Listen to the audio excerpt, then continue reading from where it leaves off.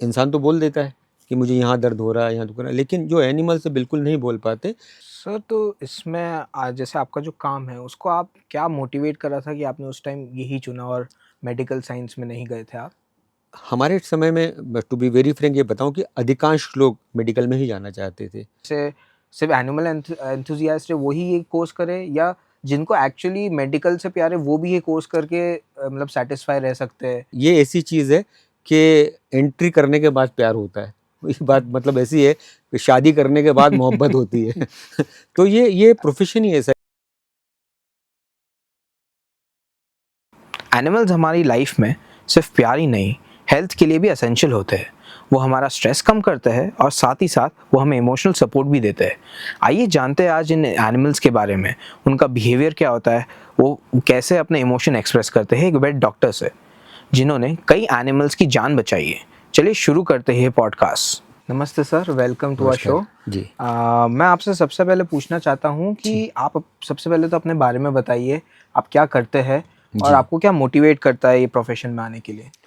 देखिए मैं सबसे पहले तो सभी दर्शकों को नमस्कार। मेरा नाम डॉक्टर संदीप नानावटी है और मैं प्रोफ़ेसर और हेड हूँ department of livestock production management veterinary college में हूँ। इंदौर से नज़दीक ही एक कॉलेज है, वेटनरी कॉलेज में हूँ, जो एक बड़ी गौरवशाली संस्था है। वहाँ पर मैं पढ़ाता हूँ और मैं पिछले तकरीबन 35-40 सालों से एनिमल्स का ट्रीटमेंट भी कर रहा हूँ और इसके रिसर्च और अध्यापन में, टीचिंग में जुड़ा हूँ।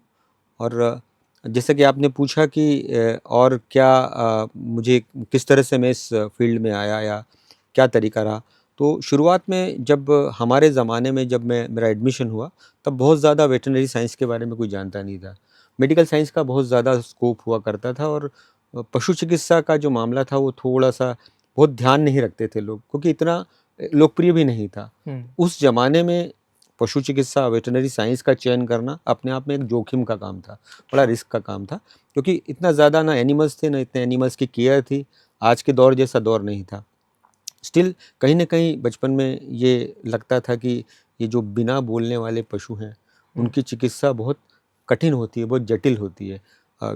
इंसान तो बोल देता है कि मुझे यहाँ दर्द हो रहा है, यहाँ दुख रहा है, लेकिन जो एनिमल्स है बिल्कुल नहीं बोल पाते। तो कुछ लोग कहते हैं कि एनिमल्स का और बच्चों का इलाज करना एक जैसा होता है। वैसा नहीं है। बच्चे की स्थिति माँ बेहतर तरीके से बता देती है, लेकिन एनिमल्स के साथ कोई नहीं होता। एनिमल्स का आपको पहचानना, डायग्नोसिस करना, किस बोलता है नहीं वो, क्या मर्ज़ है उसको, तो उसके लक्षणों के आधार पे पहचानना, ये बहुत जटिलतम प्रक्रिया है और ये वही समझ सकता है जो इस चीज़ से गुज़रा है। दूसरा वैरायटी ऑफ एनिमल्स, इस वेटरनरी प्रोफ़ेशन में विडंबना ये है कि हर एनिमल्स, हर जो टाइप के एनिमल्स हैं वो सब अलग-अलग हैं। आप चूहे से स्टार्ट कर लीजिए, खरगोश, चूहा, dogs, cats, cattle, buffalo, sheep, goat, swine, equine, wild animals, poultry, एक लंबी रेंज है। उस रेंज के सबकी फिजियोलॉजी अलग है, सबकी एनाटॉमी अलग है, शारीरिक बनावट सबकी अलग है, सबकी बीमारियां भी अलग है। तो एक अकेली जान, एक वेटरनरी डॉक्टर्स को इतने सारे स्पीशीज़ को पढ़ना पड़ता है, उसके बारे में जानना पड़ता है, सबके इलाज समझना पड़ते हैं। तो ये इंसानों से थोड़ी जटिल प्रोफ़ेशन मुझे लगता है समझना, क्योंकि इसमें तकलीफ़ें ज़्यादा है डायग्नोसिस करने में।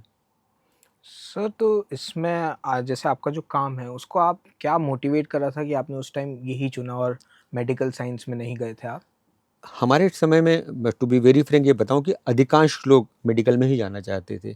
जो लोग मेडिकल में नहीं जा पाए, वही वेटरनरी में आए। अच्छा। ये क्लियर बात थी, बहुत स्पष्ट बात थी कि अभी मैं ये कह दूँ यहाँ पे आके कि मेरे को जानवरों से बहुत प्यार था। बात सही ये होती कि 99% उस ज़माने में लोग वही आते थे जिनका मेडिकल में किसी तरह से सक्सेसफुली नहीं हो पाता था। तो लेकिन जब सेकंड ऑप्शन ये चयन किया वेटरनरी प्रोफ़ेशन, तो पहले ही साल में जाके ये लगा कि बहुत सही प्रोफ़ेशन में हम लोग आए हैं। क्योंकि जब तक हम लोग बिना मरे स्वर्ग नहीं मिलता, मरना पड़ता है। और अगर वेटरनरी प्रोफ़ेशन में आप आए हैं, तब जाके समझ में आता है कि नहीं, जो चूज़ किया, जो पशुओं के हित के लिए आपने काम किया, मूक पशुओं की जो सेवा करने का अभिनव आपको एक मौका मिला है, अवसर मिला है, वो ईश्वर भक्ति है। कहते हैं पशु सेवा ही प्रभु सेवा है, गौ सेवा ही गोविंद सेवा है, ये कहा जाता है। तो सर जब आप वेटनरी मेडिसिन की पढ़ाई सॉरी वेटनरी डॉक्टर की जब आप पढ़ाई कर रहे थे तो इसमें मोस्ट चैलेंजिंग पार्ट आपको क्या होता है? जैसे मेरा सबसे बड़ा क्वेश्चन ये है कि इंसानों के लिए तो पेट का अलग डॉक्टर है, दिल का अलग जी, डॉक्टर है, हाथ जी। का अलग डॉक्टर है, जी, जी। पाँव का अलग डॉक्टर है, स्पाइन के लिए भी स्पेशलाइजेशन हो गई। जी, जी। तो एनिमल्स में आपने जैसा बताया कि भाई कैट्स, काउस, डॉग्स इन सब का डॉक्टर एक ही होता है। तो आपको क्या चैलेंजिंग लगता है? आपकी पढ़ाई किस हिसाब से रहती है? आपकी जी। पढ़ाई लंबी रहती है? जी, जी। हमारा भी वही जैसे मेडिकल कॉलेज में कोर्स होता है 5 एंड हाफ ईयर्स का होता है, 5.5 साल का और 1 डेढ़ साल की इंटर्नशिप होती है। तो ड्यूरेशन में बिल्कुल सेम वैसा ही है और उसके बाद मेडिकल गवर्नमेंट के जॉब में आते हैं तो उनका दोनों का स्ट्रक्चर भी सेम है। मतलब उनका स्टैंडर्ड सैलरी स्केल भी मेडिकल के इक्विवेलेंट है। मेडिकल डॉक्टर के बराबर ही है। लेकिन जब हम प्रोफ़ेशन की बात करते हैं और जैसा कि आपने पूछा कि पढ़ाई की बात करते हैं, तो जैसे मेडिसिन में या एमबीबीएस में गायनेकोलॉजिस्ट, सर्जन ये अलग होता है, उसी तरह से वेटनरी में भी गायनेकोलॉजिस्ट अलग होता है, सर्जरी अलग होता है, मेडिसिन का एक्सपर्ट अलग होता है और इसमें ख़ास तौर से 3-4 चीज़ें हमको एक्स्ट्रा पढ़नी पड़ती है जो मेडिकल वाले नहीं पढ़ते। जैसे हमको इनके न्यूट्रिशन के बारे में पढ़ना पड़ता है, वो एक अलग फ़ील्ड है, बहुत हुँ। बड़ा न्यूट्रिशनिस्ट का फ़ील्ड है। उसके बाद हमको इनके लिए प्रोडक्शन कैसे बढ़ाना, मैनेजमेंट के बारे में, इंसानों के मैनेजमेंट के बारे में बहुत ज़्यादा पढ़ने की ज़रूरत नहीं होती, वो साइकोलॉजी की ब्रांच आ जाती है। लेकिन हम लोगों को इनकी मैनेजमेंट भी पढ़ना पड़ती है, साइकोलॉजी भी पढ़ना पड़ती है, प्लस इनके लिए अनाज कैसे उगाना मतलब फॉडर प्रोडक्शन, ये एक अलग हमारे साथ है। दूसरी बात हमको अलग से पोल्ट्री अलग पढ़ना पड़ती है। हम पोल्ट्री बच्चों को अलग पढ़ाते हैं स्टूडेंट्स को, अच्छा। एक अलग ही साइंस है पोल्ट्री का। तो स्पीशीज़ का भी देख लें तो डिफरेंट स्पीशीज़ हैं, सबको अलग-अलग पढ़ना पड़ता है और इनके आप सब्जेक्ट वाइज़ भी देखें तो nutrition, microbiology, pathology, physiology surgery, medicine, gynaecology ये सब अलग है। ख़ास तौर से हमको एक चीज़ हाल ही में शामिल हुई है पब्लिक हेल्थ। जैसा कि अभी आपने देखा कि पिछले समय हमने कोरोना को बहुत हुँ। ज़बरदस्त तरीके से भुगता है और जितनी सारी बीमारियाँ अभी आने वाली इमर्जिंग डिसीज़ हैं, आमतौर पर वो पशुओं के ज़रिए ही आएगी मनुष्यों में। कोरोना के साथ भी ऐसे ही हुआ था। तो अब वन हेल्थ का जो कॉन्सेप्ट चला है कि दोनों की हेल्थ को कंसीडर करना पड़ता है, इंसानों की और एनिमल को क्योंकि कुछ ऐसी डिसीज़ हैं जो स्प्रेड होती है इंसानों से जानवरों में और जानवरों से इंसानों में, इनको ज़ूनोटिक डिसीज़ कहा जाता हुँ। है ना? They may spread from human being to animals and vice versa. So अब ये समस्या आ रही है कि हम पब्लिक हेल्थ भी पढ़ा रहे हैं। तो सर इसके मतलब फिर कंट्रोल और ये सब आप कैसे देखते हैं कि एनिमल से कोई डिसीज़ निकले नहीं इंसान तक? जी, तो उसके लिए प्रॉपरली वैक्सीनेशन है, ट्रीटमेंट है, स्प्रेड ऑफ डिसीज़ है, वही पब्लिक हेल्थ में पढ़ाया जाता है। मोरओवर हमको दूध से बनने वाले उत्पाद, वो एक अलग सब्जेक्ट है जो जिसको हम डेयरी टेक्नोलॉजी टेक्नोलॉजी कहते हैं। अच्छा। तो उसमें हमको बटर, प्रोसेसिंग, मावा बनाना, आइसक्रीम बनाना, ये सब भी पढ़ना भी पड़ता है और पढ़ाना भी पड़ता इसका है। कैसे इन्फ्लुएंस है कि बटर और मिल्क क्यों पढ़ना पड़ता है आपको? क्योंकि हम लोग प्रोडक्शन करते हैं मिल्क का और हुँ। मिल्क बनने के बाद उसका क्या करें? सिर्फ़ ओह! कंज़म्पशन के बाद दूध कितना पिएगा बंदा? उसके बाय प्रोडक्ट तो बनाने ही पड़ेंगे ना। तो बाय प्रोडक्ट बनाने के बारे में भी हम सीख देते हैं। इवन मीट टेक्नोलॉजी भी शामिल करते हैं कि जो मांस पशुओं का होता है, कंज़म्पशन के लिए होता है, उसकी प्रोसेसिंग करके किस तरह से बेहतर तरीके से हम उसको कंज़म्पशन के योग्य बनाएँ, हम मीट टेक्नोलॉजी में पढ़ाते हैं।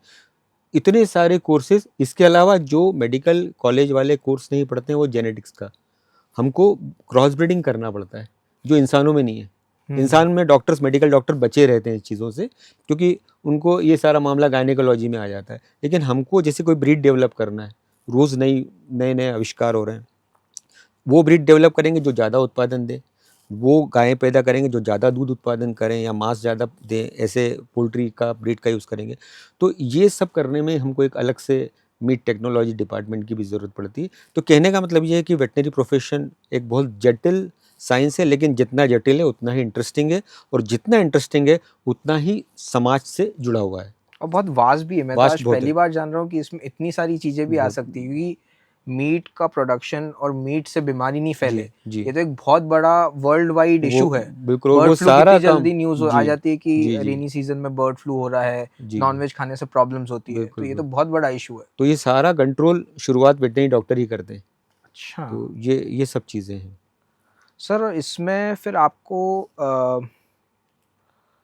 जो एनिमल एंथुसियास्ट रहते हैं, उनके बारे में आपका क्या कहना है कि जैसे सिर्फ़ एनिमल एंथुसियास्ट है वही ये कोर्स करे या जिनको एक्चुअली मेडिकल से प्यार है वो भी ये कोर्स करके मतलब सेटिस्फाई रह सकते हैं और ये अपना करियर इसमें बना सकते नहीं, हैं। ज़रूरी नहीं है कि एनिमल से ही जी, प्यार जी, हो। जी, बिल्कुल ज़रूरी नहीं है कि वो पशुओं से प्यार कर, क्योंकि ये ऐसी चीज़ है कि एंट्री करने के बाद प्यार होता है। ये बात मतलब ऐसी है कि शादी करने के बाद मोहब्बत होती है।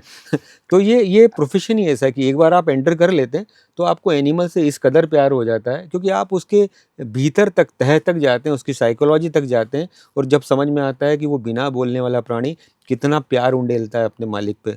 और जब मैं नॉर्मली हम लोग ट्रीटमेंट करने जाते हैं, एक छोटी सी बात मैं बताना चाहूँगा कि मेरे जो क्लाइंट हैं करीब बड़े मतलब बड़े उद्योगपति हैं, हुँ, तो कहते हैं कि डॉक्टर साहब जब हम घर पे लौट के आते हैं, बहुत सारी मशक्क़त है, बहुत सारी टेंशन है बिज़नेस में, बहुत परेशान रहते हैं। शाम को 9-10 बजे जब हम घर पे लौट के आते हैं, कार से उतरते हैं, गेट खुलता है तो हमारी वाइफ़ है, वो टीवी देखती हुई रहती है, हमारे बच्चे जो हैं वो वीडियो गेम खेलते रहते हैं, लेकिन वो डॉग वो दौड़ते हुए आते हैं हमारे पास, और इस कदर प्यार बरसाते हैं कि हमारा सारा टेंशन 1 मिनट में काफ़ूर हो जाता है।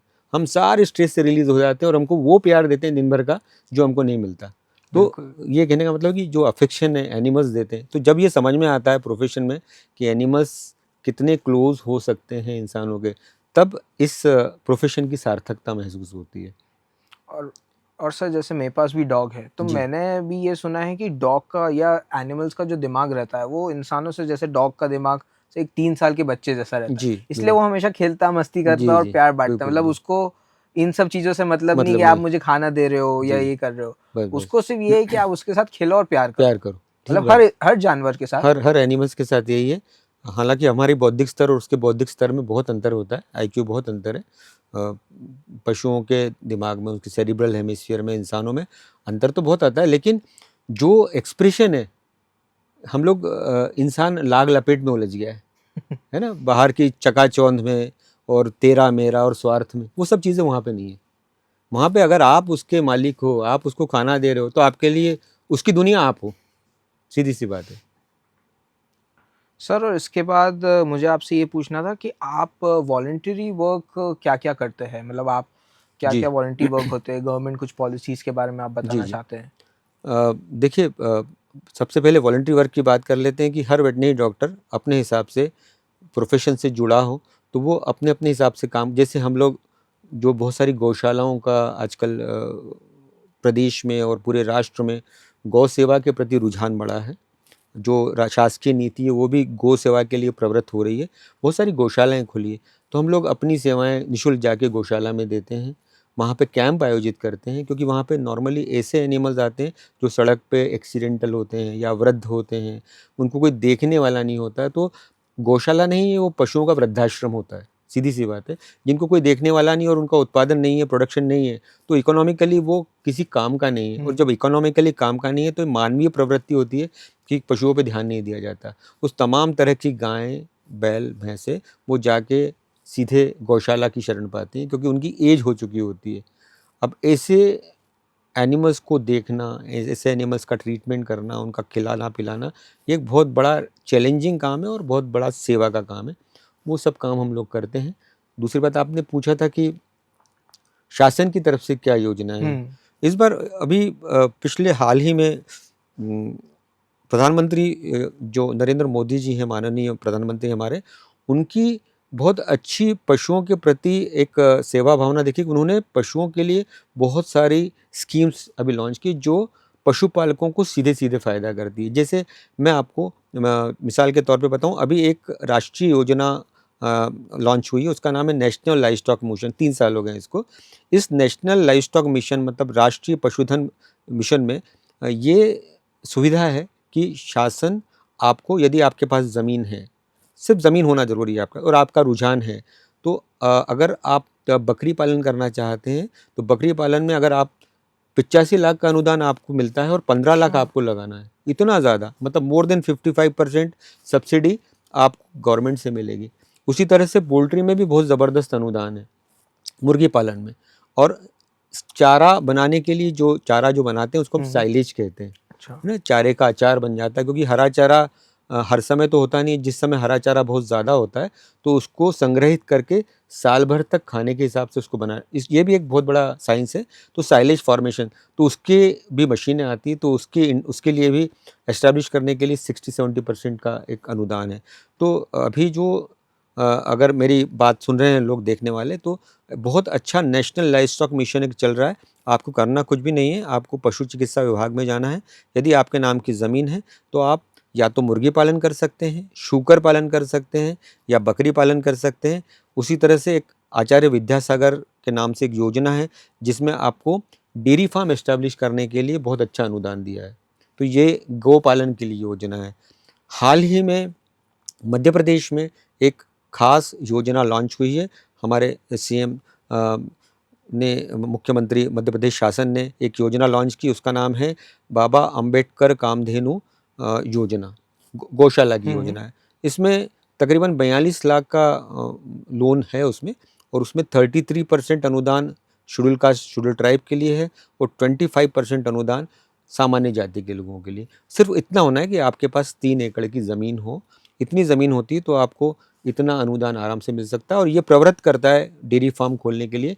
तो अभी युवाओं की एक लंबी फौज, लंबी भीड़ इस प्रोफेशन में प्रविष्ट हो रही है। एक लंबी फहरिस्त है, और वो लगातार अपना बेसिक काम भी साथ में भी करते हैं और गौशाला का भी काम करते हैं। तो ये बहुत अच्छा एक सर तो ज़रिया है। जैसे मोदी जी ने यहाँ एमपी के सीएम ने मोहन यादव जी ने ये स्कीम क्यों निकाली? इसका देश से क्या फ़ायदा है, या कुछ तो होगा जिस वजह से इन्हें स्कीम जी, निकाली है? इन्होंने इसलिए निकाली कि अभी जितने भी दूसरे प्रोफ़ेशन में तकरीबन सैचुरेशन आ चुका है ना? सॉफ्टवेयर की बात कर लें या इंडस्ट्री की बात करें, तो थोड़ा-सा डिविएट करने के लिए, और चूँकि हमारा जो भारत है, आपको जान के हैरानी होगी कि दुग्ध उत्पादन में नंबर 1 है, पूरे विश्व में, वी आर नंबर 1। सबसे ज़्यादा भैंसें कहीं हैं, तो वो भारत में है। अच्छा। हमारे यहाँ 55% से ज़्यादा दूध कंट्रीब्यूशन भैंसों से आता है, जितना दूध होता है।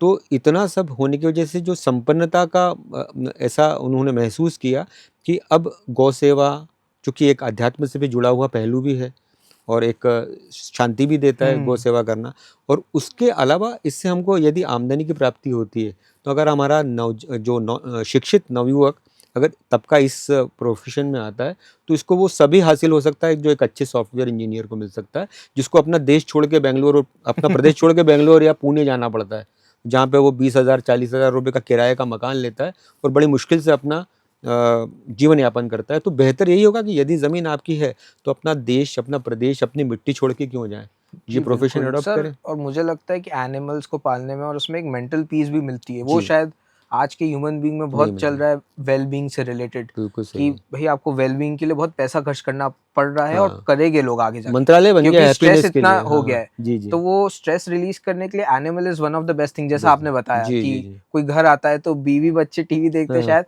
बट एनिमल आपके पास जी, पहले जी। भाग के आता है, जी, आपका जी। डॉग, कैट जी, जी, या जी। जो भी है। तो हाँ, जैसे मैं भी गौशाला में जाते रहता हूँ, तो बड़ा जी, अच्छा लगता है, संडे मॉर्निंग में बहुत जाओ, अच्छा उनको लगता खाना खिला के अच्छा है। लगता है 1 हाँ, बहुत घंटा। सिर्फ़ बराबर है। चारा डालते हैं, तो अमेरिका में तो हग करने पे डॉलर्स लेना पड़ता है कि अगर आपको गायों को लिपटाना है, अच्छा। एक सुकून मिलता है। बहुत कॉमन है अमेरिका में कि वो गौशाला रहती है और बंदा जो टेंशन में रहता है वो आके सिर्फ हग करता है। ऐसा माना जाता है कि अगर गायों का आलिंगन कर लिया जाए तो आपका सारा स्ट्रेस रिलीज़ हो जाता है, अच्छा। और उसके लिए वो डॉलर दे पेमेंट करता है। तो ये चल रहा है विदेशों में। हम लोग अभी इसको बाद में फ़ॉलो करेंगे। सर, तो अपन जैसे गौशाला तो बना रहे हैं, बट इसको अब प्रमोट करने के लिए कि हर सिटी में प्रमोट करा जाए, आम लोगों को गौशाला तक लेके जाए, उसके लिए आपका कुछ पर्सपेक्टिव है? जी। आप कैसे, मतलब गौशाला तो बन गई, बट उसको इकोनॉमिकल कैसे बना सकते हैं? लोगों को कैसे गौशाला तक लेके आ सकते हैं? उसके लिए क्या ये काम करना चाहिए? सबसे बड़ा चैलेंज यही है कि जो गौशाला है, उन गौशाला में जो पशु हैं, वो उत्पादक नहीं है। यानी दे आर नॉट नॉन अगर प्रोडक्टिव होते तो उसको गौशाला ही क्यों लाया जाता? हुँ। वो तो कमर्शियल डेयरी फार्म में आते। तो ये गौशाला का जो कॉन्सेप्ट है, ये कमर्शियल डेयरी फार्म से डिफरेंट है। वो अर्निंग दे नहीं रहा है, उसके लिए खर्च करना पड़ता है। ये बहुत बड़ा चैलेंज है। तो माननीय मुख्यमंत्री जी ने जो पहले ₹20 प्रति दिवस राशि हर गाय पे थी, उसको बढ़ा के ₹40 कर दिया है। यानी उनका भूसे का, आहार का और सारा मैनेजमेंट का खर्चा शासन प्रदाय कर रहा है। और जब शासन इतनी मदद कर रहा है तो यदि ये बातें आपके प्रोग्राम के ज़रिए पहुंचती हैं कि जब शासन इस तरह से महसूस रहा है कि इनको ज़रूरत है सेवा की, तो सेवा करने के लिए हमको वहाँ पहुँचना चाहिए। और जैसा आपने बताया कि बहुत टेंशन रिलीज़ होता है, डिप्रेशन से निकलता है, तो गौ सेवा गोविंद सेवा अनुपम सेवा है। अगर आप इसको एक बार करते हैं तो निश्चित रूप से एक अनुभूति होती है, बहुत सुखद लगता है। अच्छा, नहीं बट सर मेरा क्वेश्चन ये था कि आम लोगों तक अब कैसे पहुँच सकते हैं कि आम लोग इधर गौशाला आए? मतलब उसके लिए कुछ ये तो यही प्रचार माध्यम है। आप जैसे लोग हैं जो इसका प्रचार करेंगे, प्रसार करेंगे। देखिए, जब तक आदमी अपनी दहलीज से निकल के गौशाला तक नहीं जाएगा, तब तक उसको वो एक्सपीरियंस नहीं दे सकते। सिर्फ किताबों के ज़रिए या प्रवचन के ज़रिए या साहित्य के ज़रिए हम उसे ये नहीं समझा सकते कि आपको गौशाला आना है। जब वो गौशाला आएगा और अनुभव करेगा, तो ही उसको अनुभूति होगी कि किस तरह से उसको जोड़ा जाए। हाँ, ये तो है। जी। इसके अलावा सर मुझे आपसे पूछना था जैसे मैं हूँ, मेरे पास डॉग है मेरा या कोई भी हो गया जिनके पास अपने एनिमल्स है, इनफैक्ट फार्मर्स हो गए, जिनके पास काउज़ रहती है और जी। मतलब बहुत सारे एनिमल्स रहते हैं। और मान लीजिए कोई इंसिडेंट हो गया, जैसे मेरा डॉग बीमार हो जाता है या उनकी काऊ बीमार हो जाती है या जो भी बीमारी होती है। तो एज़ अ पर्सन मैं अगर आप मुझे कुछ एडवाइस देना चाहते कि भई मेरा आज डॉग बीमार है, तो वो मैं कैसे पहचान सकता हूँ कि ये एनिमल जो है ये बीमार है? जैसे जी। बच्चा आके बोल देता है कि मुझे पेट में दर्द हो रहा जी। है, तो जी। अपन उसको डॉक्टर के पास ले जाते हैं जी। या एटलीस्ट वो जो छोटे बच्चे रहते हैं वो रो देते हैं। तो वो अपन को पता रहता है वो हुँ, इतना रो रहे हैं तो कुछ गड़बड़ है जब भी कुछ हो बिल्कुल रहा है। सही। तो वो ऑन एनिमल्स के लिए आप कैसे जी, जी। मतलब आप एक तो बहुत ख़ास साफ साफ बात ये है कि अगर आपने एनिमल रखा है, एसोसिएशन है आपका एनिमल्स का, तो 2 साल के बाद, 1 साल के बाद डॉग्स और उसके स्वामी, उसके मालिक में एक ऐसी लैंग्वेज डेवलप हो जाती है, एक्सप्रेशन ऑफ आइज़ से, कि उसकी बात उसका ओनर ही समझ सकता है। ओनर हुँ, दोनों आपस में बातें करते हैं। ये आपने भी फ़ील किया होगा, हुँ, आपने जी। डॉग्स रखा है, आपकी बातें होती हैं उससे। तो जब इतनी बातें होने लगती उसमें वाणी नहीं है, स्वर नहीं है, लेकिन आँखों के ज़रिए आप उसको समझ जाएँगे कि आज गड़बड़ है। एक तो ये कि जो एसोसिएशन में रहता है, क्लोज़ एसोसिएशन में, वो पहचान जाता है। सिर्फ़ लक्षणों की बात करें कि यदि आपको ऐसा लग रहा है कि डॉग्स के मुँह पे आप देखिए, नॉर्मली गीलापन रहता है। हुँ, अगर वो ड्राई हो जाए, तो फ़ीवर ज़्यादा होगा तो वो सूख जाएगा उसका मुँह। उसकी आँखें थोड़ी उनींदी सी हो जाएगी। सबसे इम्पोर्टेंट है, खाना-पीना छोड़ देगा वो। चुप हुँ, होके एक जगह शांत, नॉर्मली डॉग्स की प्रवृत्ति लगातार एक्टिव रहता है। चुपचाप नहीं बैठा रहता है। जिस दिन वो शांत हो जाए, चुप हो जाए, तो समझ जाइए कुछ न कुछ गड़बड़ है। वोमिटिंग, डायरिया, सर्दी-खाँसी, लॉस ऑफ हेयर्स, ये कुछ ऐसे लक्षण हैं जिसके ज़रिए समझ में आ जाता है कि ये डॉग सिक है, इसको ट्रीटमेंट की ज़रूरत है। तो you are the best person. आप अगर उसके मालिक हैं, आप डॉग पाल रहे हैं, आपसे बेहतर डॉग को कोई नहीं जान सकता। और सर अगर मैं जैसे फॉर एग्ज़ाम्पल कहीं जा रहा हूँ और मुझे कोई एनिमल बीमार दिखता है या स्ट्रीट डॉग ही बीमार मिलता है, तो उसके बारे में क्या कर सकता हूँ मैं? या देखिए कोई भी होता है तो जी, क्या कर सकता है वो? अगर आपको स्ट्रे डॉग से लगाव है और अगर आप उसका ट्रीटमेंट कराना चाहते हैं, तो इंदौर, भोपाल या बड़े शहरों में, बेंगलोर, पुणे जैसे शहरों में बहुत सारे एनजीओ हुए हैं। एनजीओ एजेंसीज़ हो गई हैं जो बेसिकली एनिमल एक्टिविस्ट होते हैं। उनके नंबर आमतौर पर सभी के पास रहते हैं। अगर आप एक्टिविस्ट हैं, तो अगर आप अफेक्शन करते हैं, तो कहीं से भी उनके नंबर ट्रेस करके उनकी मदद ले सकते हैं। वो चौबीसों घंटे बेचारे इसी काम में लगे रहते हैं, क्योंकि वो डिवोटेड रहते हैं। अंदर से उनके मन में पशुओं के प्रति प्रेम होता है। वो हॉस्पिटल से रिलेटेड रहते हैं। अभी हमारे मध्य प्रदेश में एक बहुत अच्छी योजना आ गई है, 1962। हुँ, उस नंबर पे आप कॉल करोगे तो एनिमल्स, ये विलेज के लिए योजना है, शहरों के लिए नहीं है। अच्छा, यदि आपकी कोई गाय बीमार है या भैंस बीमार है और आपने उसको 1962 पे डायल किया, तो आपके यहाँ डॉक्टर एम्बुलेंस लेके खुद ही आ जाएगा, फ्री ऑफ कॉस्ट। अच्छा। उसमें कोई पैसा, ये मध्य प्रदेश में योजना शुरू हुई है और बहुत अच्छे से चल रही है। गांव-गांव में हर ग्रामीण भाई इसका फ़ायदा ले रहे हैं। उसमें वो आके ट्रीटमेंट करके चले जाते हैं, प्राइमरी ट्रीटमेंट। थोड़ा-सा गंभीर मामला होने पे फिर आगे उसको रिफ़र करते हैं। तो कम से कम पशु हमारे हाथ से नहीं जाता है। कई बार गंभीर हो जाए मामला, तो आप तुरंत आप कॉल सकते हैं। ये योजना अभी शहरों में डॉग्स के लिए नहीं आई है। ये गाय, भैंसों और फार्म एनिमल्स के लिए जो प्रोडक्टिव हैं, अच्छा, जिनसे आजीविका चल रही है। क्योंकि डॉग्स वही रखते हैं जिनके पास माना जाता है सरप्लस पैसा होता है। वही वही रख पाएँगे, क्योंकि ये एडिशनल इनकम का सोर्स नहीं है, ये एंटरटेनमेंट का स्कोप है, मतलब मनोरंजन का हुँ, ज़रिया है ये, आपका टेंशन काफ़ूर करने का ज़रिया है। पर प्रोडक्टिव एनिमल्स के लिए 1962 की ये बहुत अच्छी योजना है। और अगर आप श्वान के प्रति मोहब्बत रखते हैं, आपको ऐसा लगता है इसका इलाज करना चाहिए, तो स्टेट गवर्नमेंट हॉस्पिटल्स होते हैं, वहाँ पे आप ले जाके ट्रीटमेंट करा सकते हैं। इवन कई विजिटिंग वेट्स होते हैं, उनको कॉल करेंगे, वो प्लेस पे आके वहीं ट्रीटमेंट करते हैं। सर अच्छा, अपने इंदौर में कोई ऐसा हॉस्पिटल है? इंदौर में जी, इंदौर में 3 हॉस्पिटल हैं ऐसे स्टेट गवर्नमेंट के। स्नेहलतागंज में है, एक छावनी में है और एक एमओजी लाइन्स में है। तो तीनों सुबह से शाम तक खुले रहते हैं और वो निःशुल्क चिकित्सा करते हैं। और सर अगर कोई जैसे आप एक अपना इंसिडेंट बता सकते हैं जिस हिसाब से, मतलब आपने इतने सारे देखे जी। होंगे, तो आपको कोई एक ऐसा इंसिडेंट पता चला हो जो आप मतलब आपने भी सोच के आपको लगा हो कि क्या देख लिया मैंने आज? हाँ, बहुत सारे अनुभव लगातार आते हैं, इलाज करते हैं, तो आप समझ लीजिए कि हर पशु चिकित्सा के जीवन में एक दिन, हर दिन में एक नई स्टोरी होती है।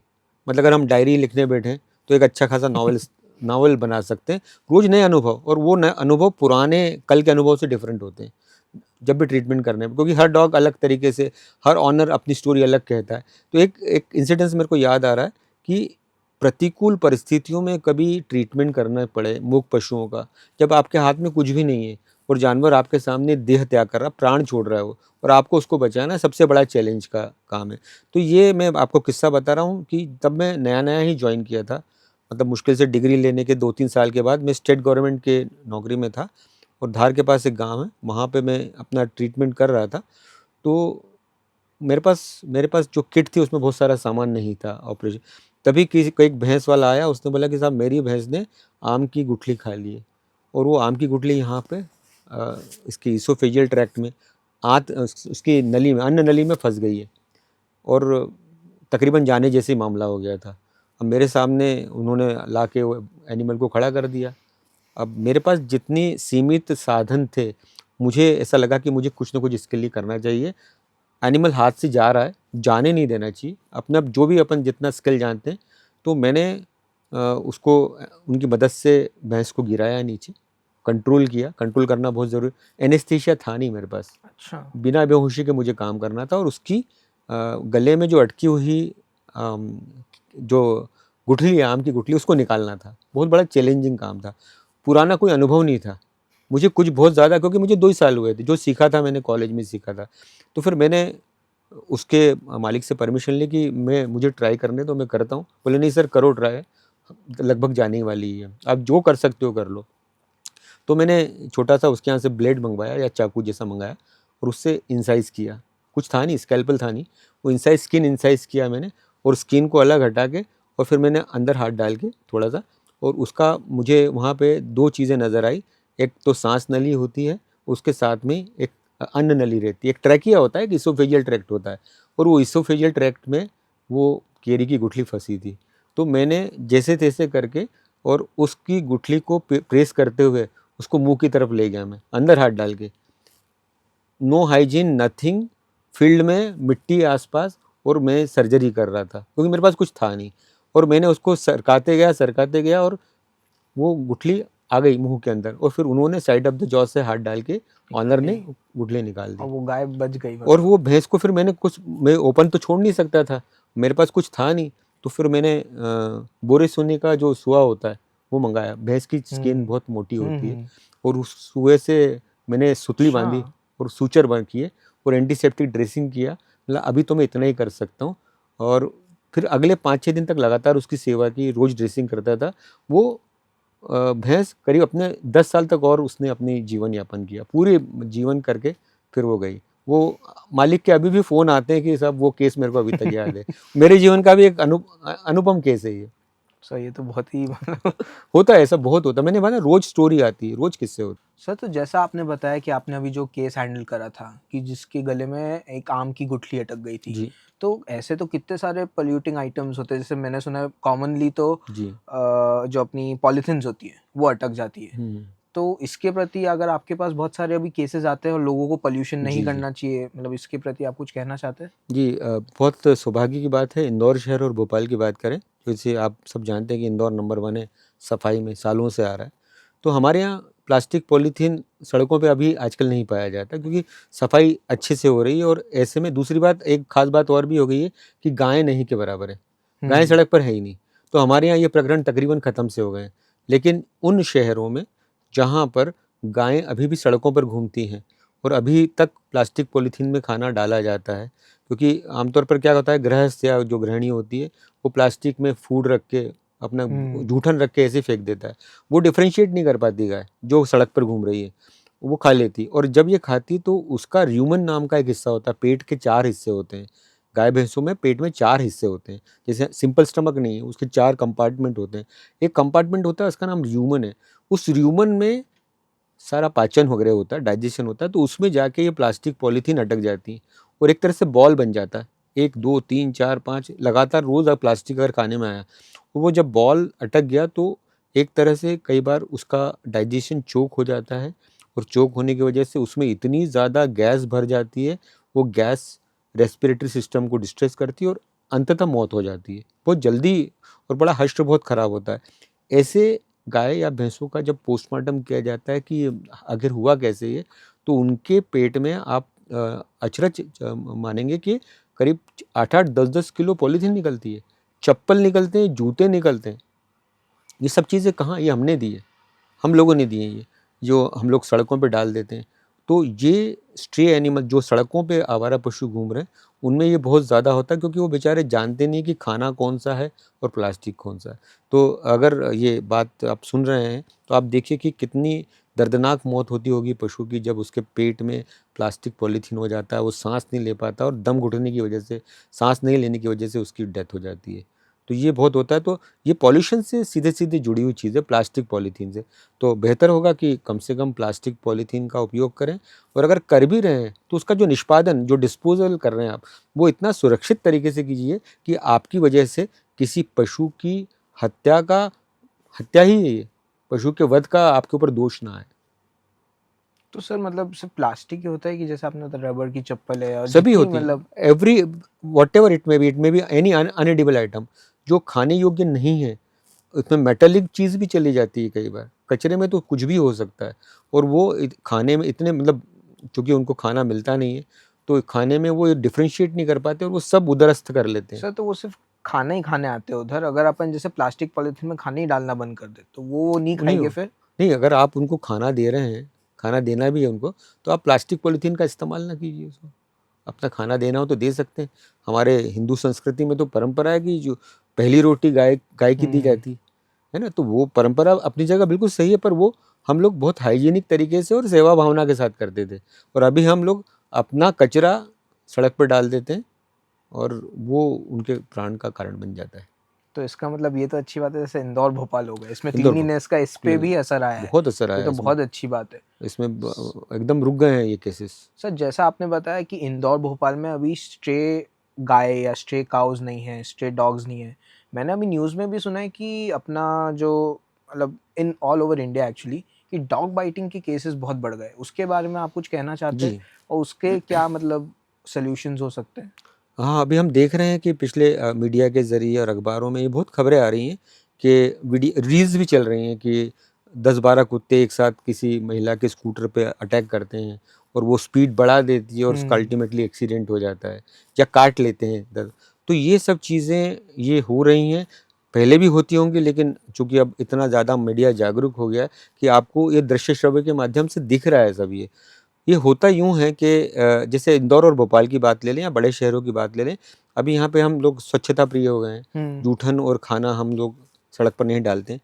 ये डॉग्स की संख्या अपनी जगह जारी है, तो जब इनको खाना भोजन नहीं मिलता है, तो ये भोजन की तलाश में भूखे रह के इनका मेंटल डिप्रेशन में आ जाते हैं, क्योंकि इनको खाना मिल ही नहीं रहा है सड़क पे, उसको कोई रोटी दे नहीं रहा है, क्योंकि हमको रोटी देना नहीं है, सड़क पर डालना नहीं है, तो अब इनके पास खाने का कोई ज़रिया नहीं बचा। खाने का ज़रिया नहीं बचा तो क्या होता है कि ये they used to come into a mental depression due to their hunger, thirst, पानी नहीं मिल रहा है या खाना नहीं मिल रहा है, ऐसे में वो अटैकिंग हो जाते हैं। एक बात ये, दूसरा ये बाइट के केसेस मानसून और ठंड में ज़्यादा होते हैं। ये भी एक जानने का एक रोचक मुद्दा होता है कि ऐसा क्यों होता है कि बारिश में और ठंड में ही ज़्यादा डॉग काटते हैं? वो इसलिए काटते हैं कि इनका सीज़न होता है ब्रीडिंग का। अच्छा। आपने देखा होगा कि 5-7 फीमेल्स या 2 मेल्स या 4-5 मेल्स आपको चौराहों पे मिल जाते हैं मेटिंग सीज़न के समय, और इस समय अगर इनको आप डिस्टर्ब करेंगे तो वो अटैक करते हैं सीधे। इसलिए अच्छा। अटैकिंग के चांसेस मानसून में, अभी आप केसेस ज़्यादा आएंगे, अभी आप मानसून में देखेंगे आप कि डॉग बाइट के केसेस बढ़ गए हैं। तो ये सब चीज़ें हैं कि डॉग बाइट के केसेस ज़्यादा बढ़ रहे हैं। इसमें इसी चीज़ से जुड़ी हुई एक बात मैं आपको बताता हूँ कि शासन भी अपने स्तर पर डॉग्स की पॉपुलेशन को कंट्रोल करने के लिए प्रयास कर रहा है, और ये प्रयास का नाम दिया गया है एबीसी, एनिमल बर्थ कंट्रोल। हर म्यूनिसिपल कॉरपोरेशन ने एक स्कीम चला रखी, जिसमें वो एक एनिमल बर्थ कंट्रोल में होता ये है कि वो एक एजेंसी है उनके पास जो स्टे एनिमल्स को पकड़ती है, मेल को और फीमेल को अलग अलग, और उनका मेल की नसबंदी और फीमेल की हिस्टेक्टॉमी, मतलब यूट्रस को निकाल देते हैं। अच्छा। ये ले जाके एक पर्टिकुलर प्लेस होती है, जैसे इंदौर की बात करें तो ट्रेंचिंग ग्राउंड पे एक जगह बनी हुई है, वहाँ पे एनिमल्स को, डॉग्स को ले जाया जाता है, उसकी सर्जरी की जाती है, निष्णात पशु चिकित्सकों, सर्जनों की टीम है वहाँ पे, और वो ऑपरेशन करके 5-7 दिन अपने यहाँ रख के वापस उनको उनके ओरिजिनल एरिया में, जहाँ से उनको उठाया गया है, जहाँ से लिया गया है, उनको वहीं छोड़ाती है सूचर्स के टाँके ठीक होने के बाद। तो ये सिस्टम चल रहा है, और साथ में उसका डिमार्केशन भी करते हैं कि उसके कानों को काट दिया जाता है, ताकि ये पता लग जाए कि इसका ऑपरेशन हो गया है, इसको दोबारा ऑपरेशन नहीं करना है। तो इतनी सारी प्रयास हैं शासन के कि किसी तरह से श्वानों की संख्या पर लगाम लग जाए, लेकिन प्रोसेस है, थोड़ा समय लगेगा।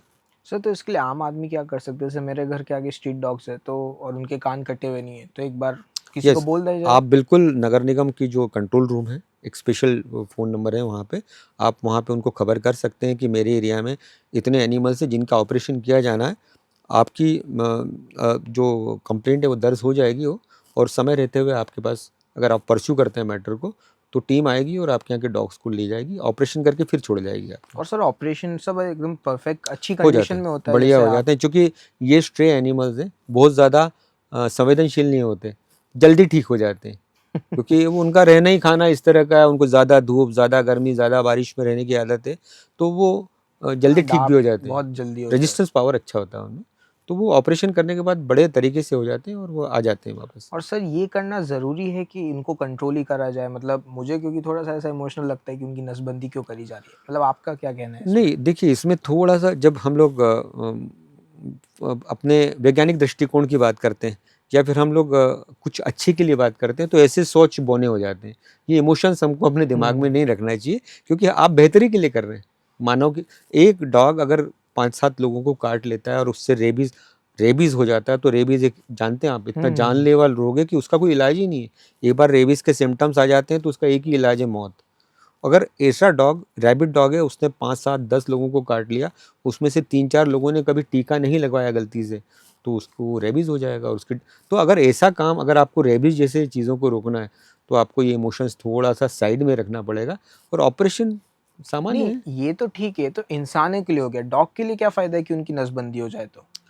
मतलब कुछ फ़ायदा तो होता होगा ना, जैसे उनकी नहीं, अब जैसे वो भी डॉ बच्चे डॉ करते तो। डॉग का तो नेचुरल तरीका है, उसको आप बंद कर रहे हैं, है ना? तो अगर मानवीय तौर पे देखा जाए, तो किसी का जो आपको नेचुरल इंस्टिंक्ट है उसको आप बैन कर रहे हैं, वो ठीक नहीं है। वो आपकी ज़रूरत है, डॉग की ज़रूरत नहीं है। डॉग को अगर आप खुला छोड़ देंगे तो उनकी पॉपुलेशन बढ़ेगी, लेकिन चूँकि आप मनुष्य जाति की हुँ। बेहतरी के लिए काम हो रहा है, तो ये करना चाहिए। हाँ, और सही भी है क्योंकि फिर उनको खाना कौन खाना देगा, कौन देगा वो? खाना कैसे उनकी खाए, ये पॉपुलेशन। वो बहुत जी, जी। मुश्किलें आती हैं। दूसरे कॉम्प्लिकेशंस बढ़ जाएँगे। जगह भी उतनी लिमिटेड ही है। डॉग्स ही डॉग्स हो जाएँगे अगर ये काम नहीं करेंगे तो। और आपको पता है, एक डॉग एक एक बार की डिलीवरी में 9-9, 10-10 बच्चे देते हैं, हुँ। और साल में 2 बार डिलीवरी करते हैं। सिर्फ 60 डेज़ में तो डिलीवरी हो जाती है, 60 दिनों में डिलीवरी हो जाती है।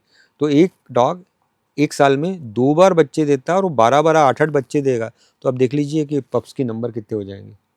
सर इसके अलावा जैसे आपने डॉग्स और इनकी बात करी, तो मैंने ये भी सुना है डॉग से रिलेटेड कि एनिमल अब्यूज़ के केस भी बहुत बढ़ रहे हैं। मतलब जी, एक डॉग बाइटिंग के तो बढ़ रहे हैं, जी, बट एनिमल लोग भी एनिमल जी, अब्यूज़ जी। बहुत ज़्यादा करने लग गए अभी-अभी में।